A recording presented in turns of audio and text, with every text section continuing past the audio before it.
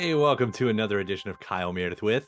It's the interview series presented by WFPK at WFPK.org, Consequence, and the Consequence Podcast Network. Thanks as always for making your way here, checking out the series. You know what to do. If you like what you see, what you hear, hit that subscribe button. I put out 3 new interviews every single week. It's new every Monday, Wednesday, and Friday. So it's a great way to keep up with your favorite artists and discover some new ones at iTunes and Apple Podcasts, at Spotify, Podchaser, NPR, WFPK.org, or of course, right here on YouTube. I'm Kyle Meredith. Today, my guest, Feist, Leslie Feist. She's back with her first new record. It's been, I think, 6 years since the previous one. It had been 6 years since the one before that, too. So we've kind of got her pattern at this point, whether she means to or not. She's back with a brand new album called Multitudes, and it is maybe my favorite Feist record, at least my favorite Feist record in 6 years. It's great to listen to. Like, the songs are fun and catchy, but they're also adventurous, and there's some heavy themes going on. The backstory, a little bit of the backstory, because we'll save most of that for the interview. But Feist became a mom and lost a parent around at the same time. So, of course, mortality and all of that sort of, I mean, it plays a heavy parts in the songwriting of this, but also some other things like martial art movies that has an influence on the record as well. So we're going to be talking about all that. We're also going to be talking about this songwriting group that she was in. In fact, Beck, DeMarco, Adam Cohen, Damien Rice, just some of the names that was part of the songwriting group with her. So I definitely want to ask about that. This was such a great conversation to have. It is audio only. So here's the video part, and then we're going to turn it over to the audio only part. So without further ado, let's talk Multitudes. It's Kyle Meredith with Feist. Where are you? That looks awesome. I'm in Louisville, Kentucky, and this is my basement office. Sometimes I'm at the station, but sometimes I'm here surrounded by Bowie and Stipe. And I know, I'm like, that's a pretty good wall. Fonzarelli? No, that's the Fonz there. Of course, Ren and Stimpy and Jose Gonzalez here. Oh, it's funny. I was like, was that Dave Grohl? But it's you know, this facial hair expression of men musician will kind of always be Dave Grohl somehow. That's a Dave Grohl thing for you. Yeah. But now, you know what? Though the way Fonzie looks, if I just drew a beard on it, that would be Dave Grohl. So is he Fonzarelliing in his later years? Well, it's just the way this, it's this face right here. That's what we got. Yeah. That could be Dave Grohl. Just squint a little bit,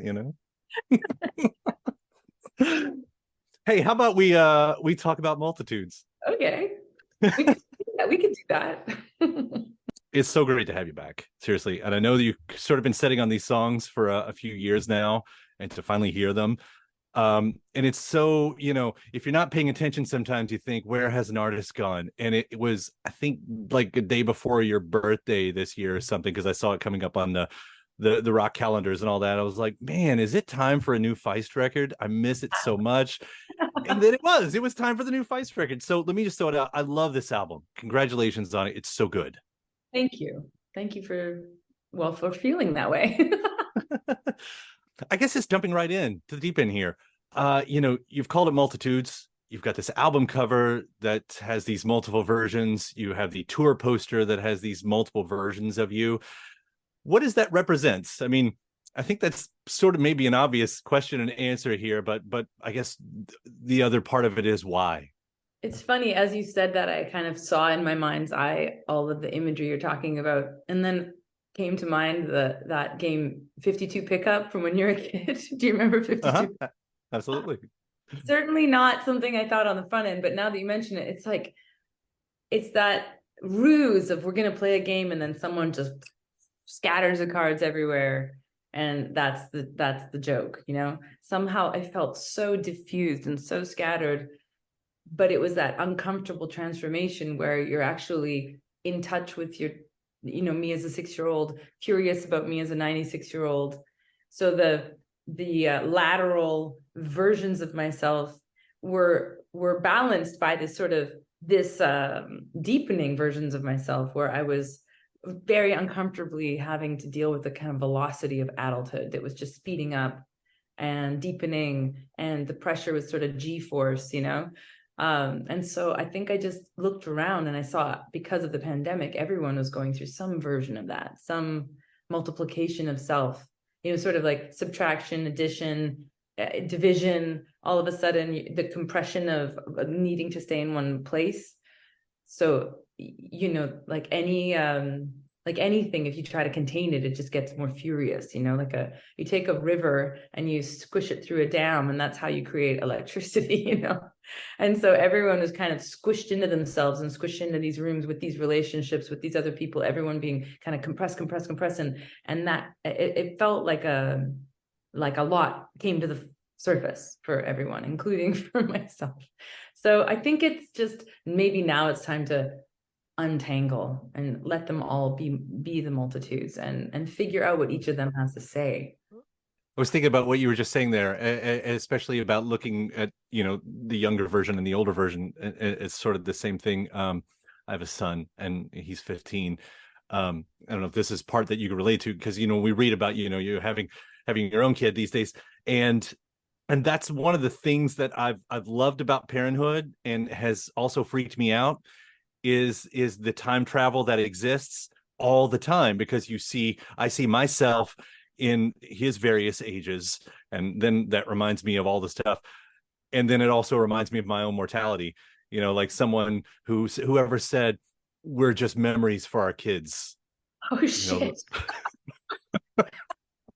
Oh no, isn't that horrible? And we can only laugh because it's so true. Like, what else do you do? I mean, that's exactly what you're talking about. And my kid's not 15 yet, but I can see that it's only going to, unanswerable mystery is only going to continue and probably deepen, because as she becomes more herself, I'm going to become more on the timeline. In terms of the timeline, I know how weirdly invisible my parents were to me when I was a kid.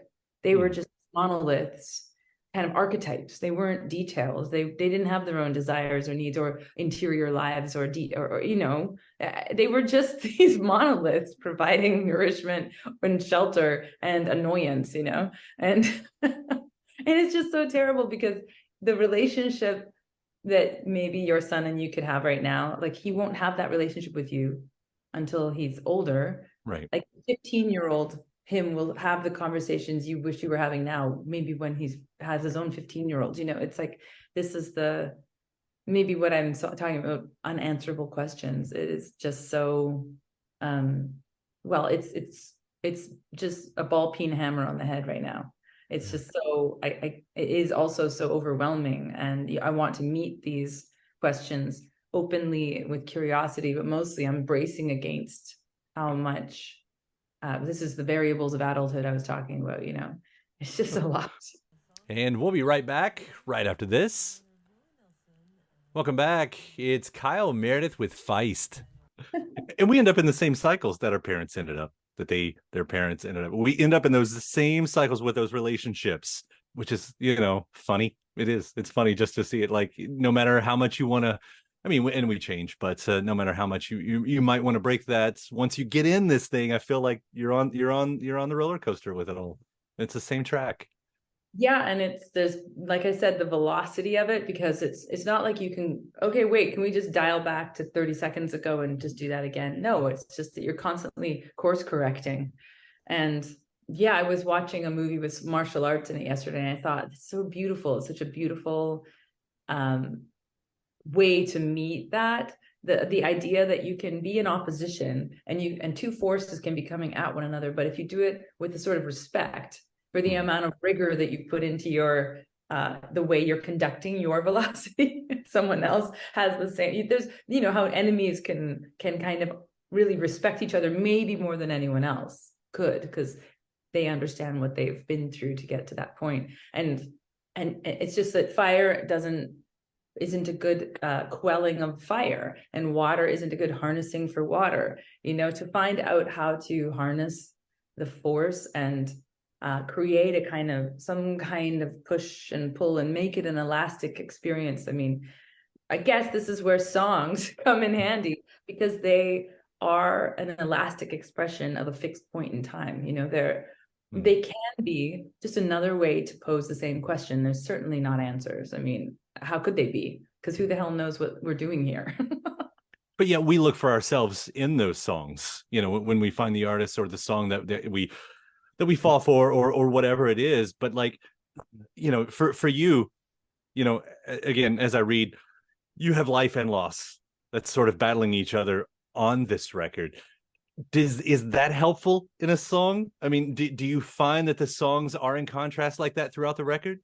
What I think it comes in handy with a body of work is that, you know, maybe just like 52 Pickup, I just saw this for the first time, but the body of work means there's different parts of the album that are meant to do different things, you know, like the arms and legs and the heart and the brain and the anger and the grief, and then the reclaiming of hope, and all of those things they serve one another. I mean, I think luckily, if any one of these songs was plucked out of the record, I hope that it kind of carries the DNA of the whole, which is my intention to try to meet these facts to cultivate some sort of optimism in me, or hope, or even in loss, to try to be in touch with there's very few experiences in life that give you access to the full, you know, knock the wind right out of you. You cannot continue as you were, and now you get to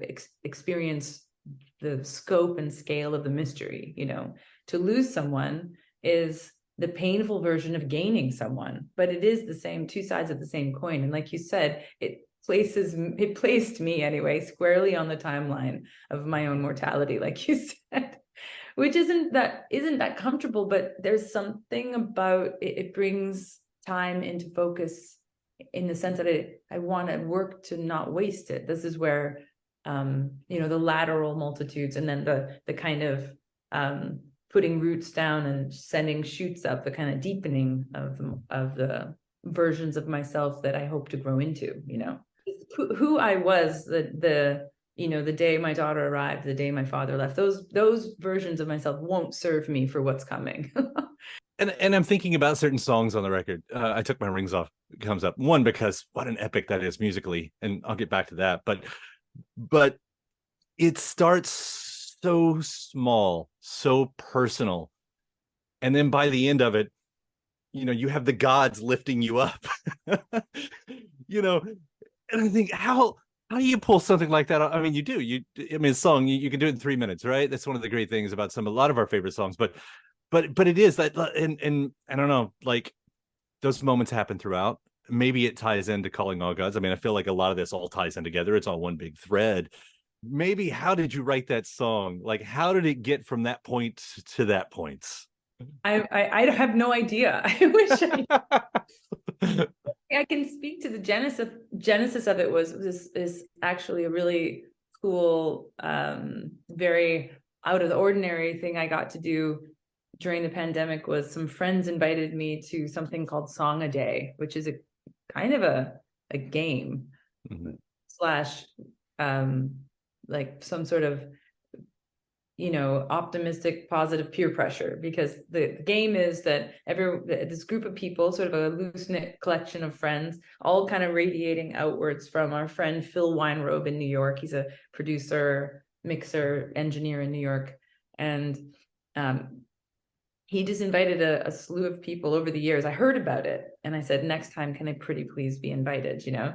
And you have to write a song every day for 7 days. And the genesis of the song has to come from that day. I mean, it's sort of, you're sort of, it's the honor system. You can't, you know, sure, I had theories as to some people's were too good. I thought, you couldn't have come up with that today. We're so actualized, so fleshed out, that I was like, come on, you can't be that good. If you're that good, then I don't want to do this with you anymore.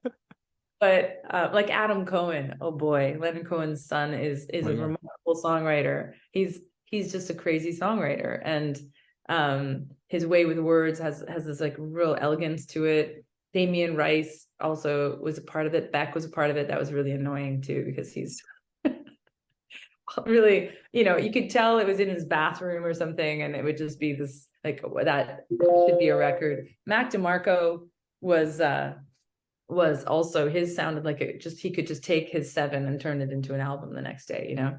But the point being that to search in a way that isn't about sitting and wondering and worrying. You know, I had an infant and I have no time, and I don't want to be disqualified, because the rule is that you get to listen. If you send your song in, then that day, say Monday, you've sent it in, Phil would make a SoundCloud of everyone's completed songs, and you could listen. There was a kind of a sacred vow that you wouldn't let anyone listen. If anyone was in the house with you, you'd put headphones on. There's nobody except the people involved in the same exercise could listen.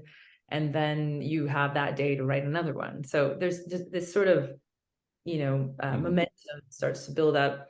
And after a few days, I realized that any amount of really, any tension that I brought into that exercise did not serve me. It had to be kind of just open myself up to pretend a song already was written. Okay, just come up with a good title, something that I would want to hear or sing about, and then just almost stream of consciousness. So I would put a dictaphone in front of me and almost, just kind of as if you're running through a field with a butterfly net, just see what went in. And Rings Off is actually something that I've done for years. On the full moon, I take all the metal off my body and I take it off and I put it outside underneath the moon on a rock or on the grass. And the idea is just whatever. I mean, it's just a little bit of superstition that anything that's residing in, it's like when people cut their hair off and they just feel kind of fresh again, Sure. So I actually the night before had taken all my rings off but it speaks to a desire to come at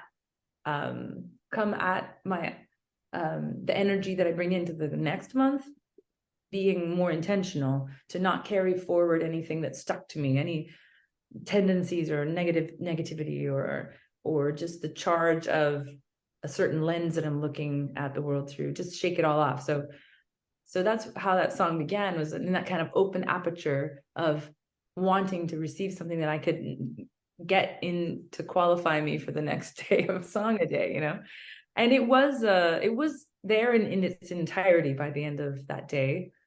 And in fact, I remember sending the voice memo in to Phil that day that said I took all of my rings off 3:53 p.m. to 4:17 p.m. Like it showed up in, like 23 minutes or something. And I wanted to kind of register that in the log of Song a Day, that was part of its simplicity, because it certainly hadn't been arranged into what ended up on the album.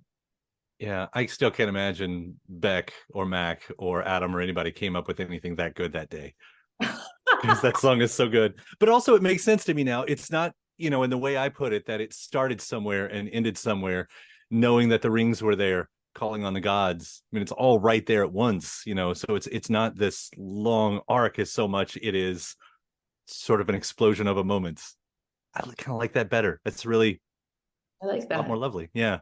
I mean, because the arrangements, for the most part, when you clad a song, sort of like a brand new stick man that you've come up with, and then you clad it with its musculature and with its, with the clothes that kind of belong for the occasion that it's meant to go towards, like Calling All the Gods is going somewhere very different than Love Who We Were Meant To. And Red Wing was born on a completely different continent and wants to stay there in that ecosystem, So each song, when they're born in this like filament, ultra simple form, to then arrange them outwards so that they belong on an album, they really do, they do tell me exactly what arrangements would belong or best serve it.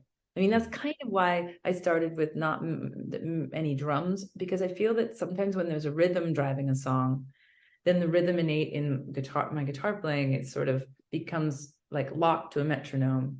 And that's not always the case. Of course, sometimes songs love having rhythm as the backbone. But in this case, probably because I was alone, away from any players to workshop or shed anything with through the pandemic, the rhythm really became simpler. It was a nylon string guitar for the most part. I kind of made myself a student of my right hand becoming a little more active in terms of arpeggiation or any kind of finger picking, and everything became a little more subtle.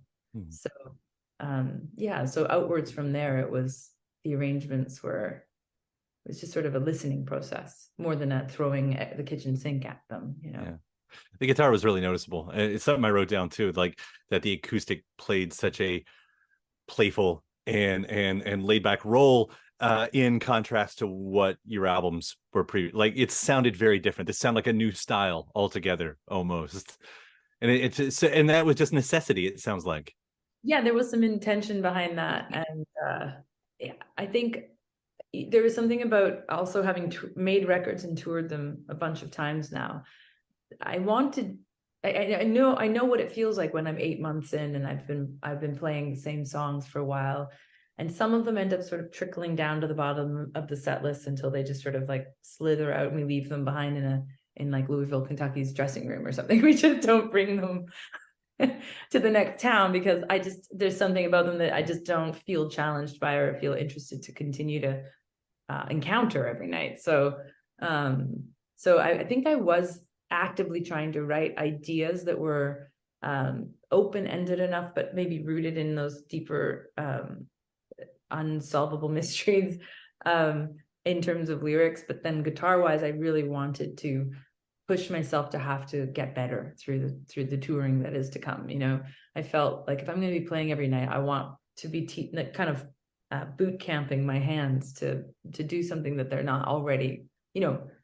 It isn't like I can close my eyes and just pull all of that off the way that I will be at the end of my boot camp of touring, you know. It's tough to have that faith in yourself. It really is. I so look forward to hearing what these songs are like. And I know you've been playing some of them, you know, in the rounds previously in the previous years. But I'm in love with this record, and it's just such a beautiful record that I just want to live inside for a long time. So thank you so much for doing what you're doing. I'm so glad that you're back. Thank you so much. It's really nice to be back. I appreciate it so much.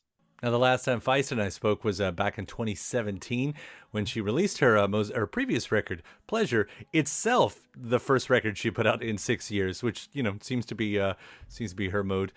So I'm going to include that interview here as well as we talk about defying artist expectations and trying out different sounds and so much more, including her trip to Africa.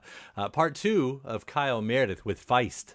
Hi. I really do like this record, though. Everybody's talked about the contrast of it, how it was a bit jarring the first time we heard it, and I know that's sort of been one of the big hooks of this. You know, as I read more and more about you explaining this, I love how you talk about the sound was made judged on how the song was to be delivered. And how do you feel something like that out? I mean, where does that conversation start? Did you understand what this record was actually going to be like before you started the sessions? Not sonically. Like, I wasn't aware of how it was going to end up sounding at the end. You know, sort of like, you know, when someone's baby's born, you know they're going to look a little like the mom and a little like the dad, but you're not going to necessarily know what that face is going to be until they're in front of you, you know? Mm-hmm. I mean, it was, the parts were, I knew what the makings of it, the structural makeup of it, but how it ended up sounding was, it was a little bit like at the end, oh, hi, that's how you sound, okay. You know, that wasn't the primary concern. Well, it's interesting because, you know, the bare bones of the music really does convey your emotions on this, and that's usually the lyrics that are, you know, the catalyst or the, you know, the automobile or whatever you want to say there. They further your point, but it really does feel like the sound is just as important for getting the point of the song across this time, and I guess that's why I love it so much too.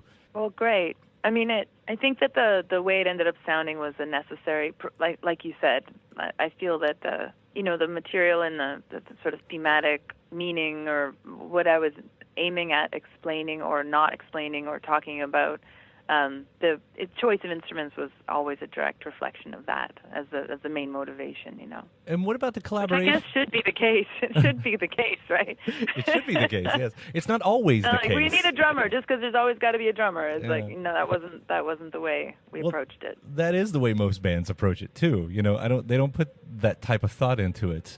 And that's the other thing, you know, when you hear the song, because the first song we heard with Pleasure and even Century, when you get those songs out there, it's one thing. But this is one of those records that makes much more sense as a whole than just with, you know, here's the single. In choosing what songs to begin with, there was no thought of single. I mean, I don't feel that that's a world that I that this record belongs in necessarily. And it was more like, what's the first song to enter people into this album? You know what I mean? It was like, what's a good introduction? And in a way, Pleasure is the first song on the album, so it was the first song we put out, and that was the main thought behind it, you know, is sort of what's the gateway, what's the door you're going to go in, and the hope is you go in and into the entire album, you know what I mean? Because I feel that it's difficult to pluck single songs out of, I mean, I guess they can survive on their own, they're resilient enough to survive on their own, but the hope would be that one song would lead you to the rest. There's one song towards the end that I wonder if I'm reading into a little bit more than I should, because just the title alone, I'm Not Running Away, seemed like the perfect statement, you know, for the time spent gone and what this record meant to you. And I guess that's the question. Am I putting something there that's not there, or is that something that you can also use in multi-dimensions? Probably both, but there is some lesson in staying, you know, and sort of taking a good look and feeling the scope of whatever it is you might tend to want to run from, you know, that actually, and in, you know, in the typical thing when you're having a dream and something's chasing you, the moment you turn around and face it, then it kind of evaporates, you know? And the importance of collaborations. You know, I'm looking at the few people that you've worked with on this record and thinking, again, when I listen to it, it just sounds so personal and sometimes brittle and sometimes very strong too. But, you know, when you're collaborating with someone, I don't know, it's like giving some of your soul to another person to handle with something like right. this. Yeah. So it's lucky that I also have their souls.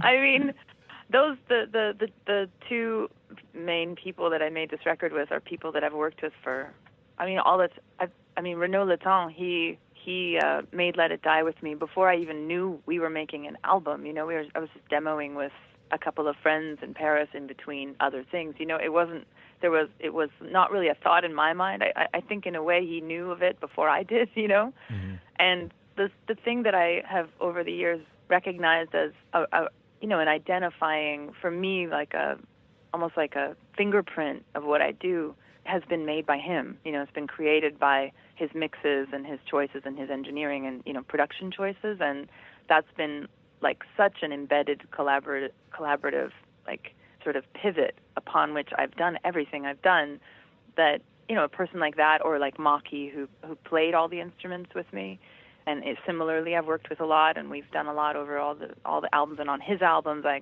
work on his albums. You know, it's like that thing when you're with someone you know so well that in a way you're almost alone still. You know, there's just a zero self-consciousness and a real symbiotic kind of co-owning of every decision, and yeah, so very few people, but like of a very deep understanding, you know.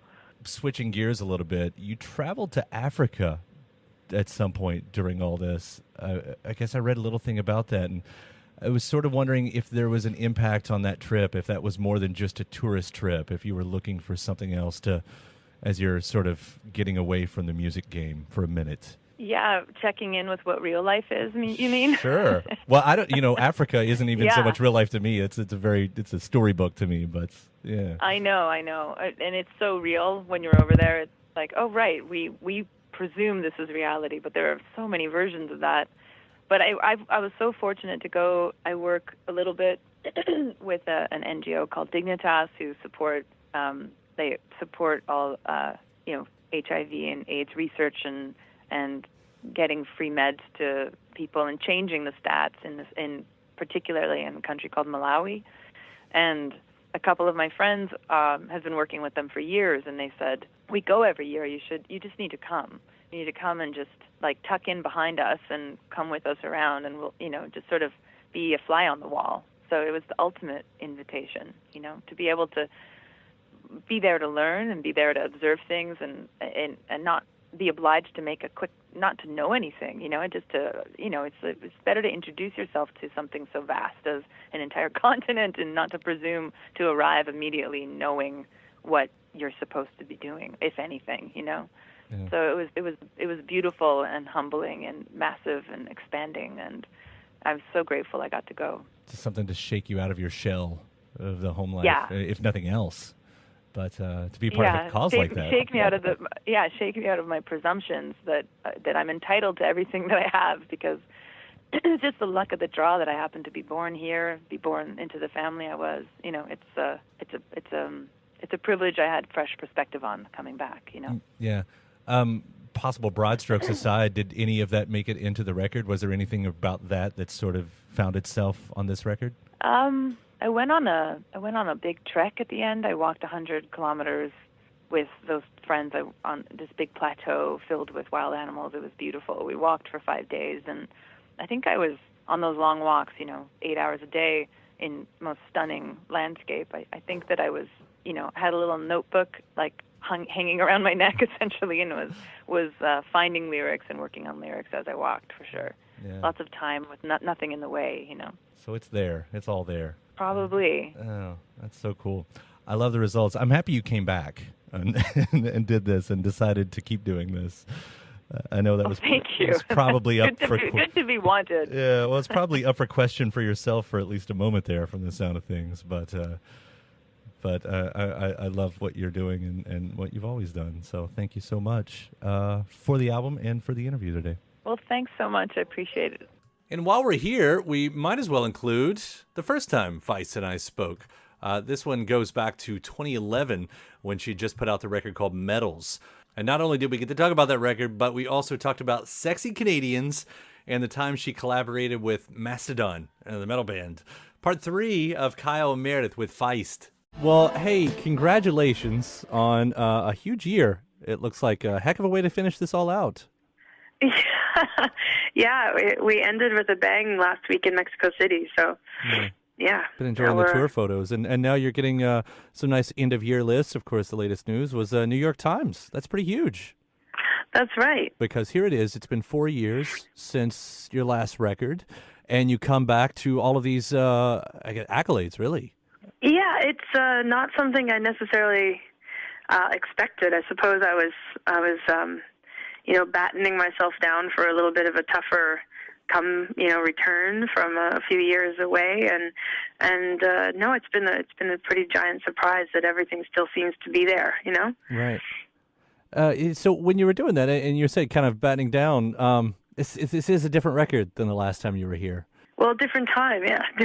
A lot of things are different, but yeah, I kind of liken it to if my favorite author, whose book I loved and whose story transported me, and some incredible novel that made me crave to read their next book. And if I opened that next book and the story was basically the same, but with sort of, a different time of day or different season, or same characters but wearing different clothes or something, I'd probably feel sort of ripped off. So right. I kind of figure that it's the best thing possible to just make a completely new story, Well, and it's a great story, but that's also got to be, kind of one of those iffy kind of moves for any artist. Like, all right, I'm not going to do what people think I'm going to do. Well, I don't really know what they would think I was going to do. I mean, there was a sort of pinpoint of awareness that was around, 1, 2, 3, 4, and like sort of one song that for me was just a tiny piece of what I've done for so many years. And there was people who were coming to the shows, of course, who knew me via that song, but I'd always like to think that once they were in the door, there was more to the whole picture than one song. So as in terms of wondering what the expectations might be, it was a little hard for me to imagine that people would have wanted a repeat of like one little element of the whole picture, Right. So with so much time in between, was there ever that sense of urgency? Did you ever stop and think, man, it has been longer than the usual cycle, I guess? Well, I guess for me it was, I know from the outside it looks a little bit like a 4-year pause or something, but 2 of those years were on tour, and then it was kind of average in between albums is 1 or 2 years. So I actually feel like it was sort of the proper length of time to clean my kind of mental palette and be curious to start again and start with a fresh slate. I kind of wanted to lose all my muscle memory and, the way my hands, kind of the habits they'd grown playing all those same songs for 5, 6, 7 years. So it was nice to kind of, when I finally came back to the guitar and picked it up, my hands didn't have any go-tos. It sort of, they began from scratch, and so did songwriting. And I guess this album is tied from all the interviews I've read in the past. I mean, it's really tied into this relationship that you were a part of. Oh, well, that's that's the song, Bad in Each Other. Right. I mean, there's always going to be a part of what I do is you can't help but see things from your own perspective. But there's also something that you get to a certain point where you've had some friends for, it feels like your entire adult life, and you see them sort of falling into the same patterns as you do, and you have more perspective on their lives maybe than your own, and they certainly have more perspective on your life than maybe you do at different times. And you must have some of those friends that within your circle of friends there's always someone who's on the upswing and someone who's like battling the downswing, and as you kind of, for me in my case, I just started to really feel that there were some patterns that were universal to all of us. These same cycles were going on for me as the same as for all these people close to me. So in a way I tried to put a little bit of a narrator's eye on what would otherwise be completely subjective. Right. But when you're writing like that, and when you are coming from a personal side of things, is there ever that awareness? And especially, I mean, at this point in your career, you're speaking to a pretty big mass of people, knowing that they're going to be picking over your personal life and maybe not directly thinking of you, but in the end, the things they are looking at deeply in your songs are really a part of your life. Yeah, I suppose that maybe songwriting is a lens. It's not necessarily the absolute truth, because I think that would be a little less interesting. It's like the paint by numbers versus some kind of painter who puts his own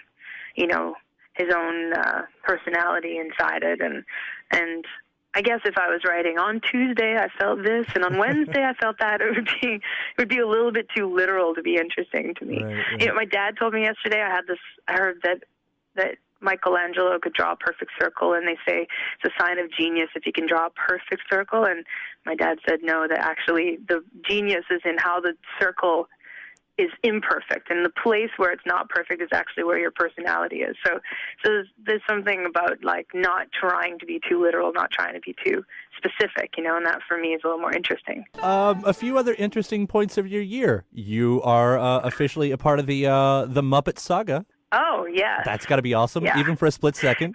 It was amazing. It was awesome. It's the world's briefest cameo, but I suppose that's the nature of the cameo. Yeah.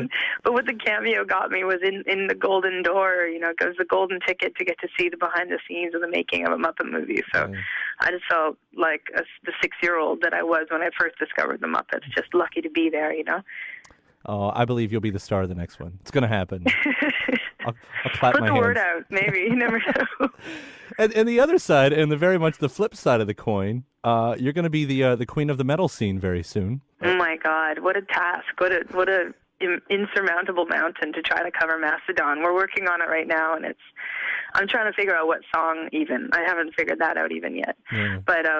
But yeah, I hugely admire them, and I kind of come from that world. That's where I cut my teeth when I was 15, 16, was going to metal shows, and my first band was, our guitar player probably would have wanted to be in Mastodon if Mastodon had existed at the time, So it definitely speaks to me. When I saw them play at Jules Holland, when that's how I first was introduced to them, was we played this television show in England together, and it was just like went right to my bones. And then after the show, we kind of had this, oh man, we should do something, which didn't seem like it was going to happen, but now it looks like it's going to happen. They announced it on MTV, so now it's happening. That's the greatest way of making things happen.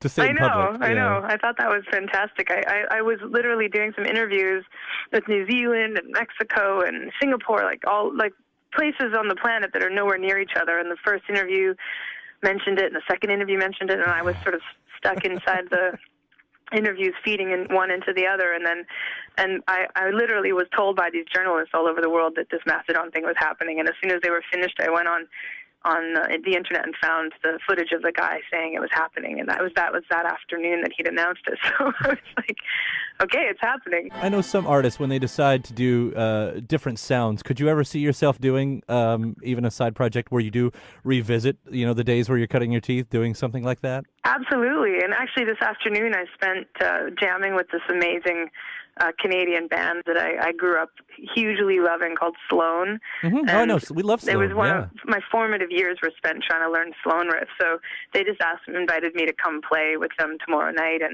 And I was in the jam spot playing these Sloan riffs and not having to be the singer. And it was maybe the most fun I've had in years. So I did ask them if I could join the band today. We'll see what happens. I remember the first time I saw them actually here in the FPK studio in Louisville, and they were doing Who Taught You to Live Like That, and it was that breakdown where they're all doing the harmonies at once, and it blew my mind.